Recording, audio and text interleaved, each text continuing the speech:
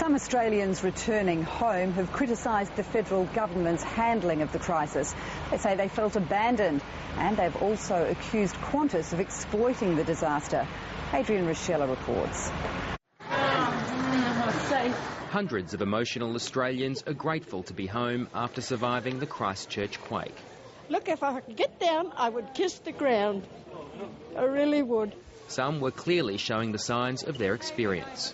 I was in the shower and the earthquake hit, and then I just got thrown about 2 metres down to the ground, and then I had to crawl back up, and I think it's dislocated, and then I popped it back in myself. Wayne McAndrew was at a union meeting to discuss New Zealand's Peak River mine disaster, only to find himself in the middle of another tragedy. So I've never experienced anything like it, and I hope to never experience anything like it again. Many of the Australian evacuees had been attending a urology conference in Christchurch. It was like walking the opposite way on an escalator. You just can't get out.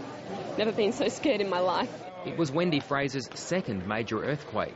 People scrambling over each other to get out. It was quite orderly, but it was as stressful. I was in the earthquake in Japan quite a few years ago, and I do find it quite distressing. Adding to the stress, some say, was the lack of help from Australian authorities.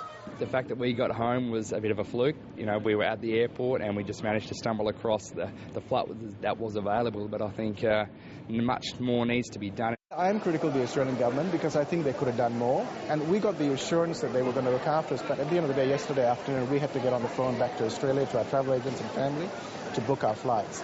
Associate Professor Prem Rashid said some Australians felt stranded in New Zealand. I'm also critical of Qantas because I think they could have done more, and New Zealand offered $50 flights on compassionate grounds. I paid $905. Qantas says it has not offered compassionate fares but is putting on extra services to bring Australians home. The Prime Minister today offered her condolences at the New Zealand High Commission. Bless those who are working for their relief. And at church services around the country, people prayed for those who didn't make it and for a miracle for those who might. Adrian Rochella, ABC News. And prayers continue here as well as the search for survivors enters its third night. But given there have been no signs of life emerging from the rubble today, you'd have to say that the mood here is that this is turning from a rescue to a recovery operation. In Christchurch, I'm Dominique Schwartz. That's all for now.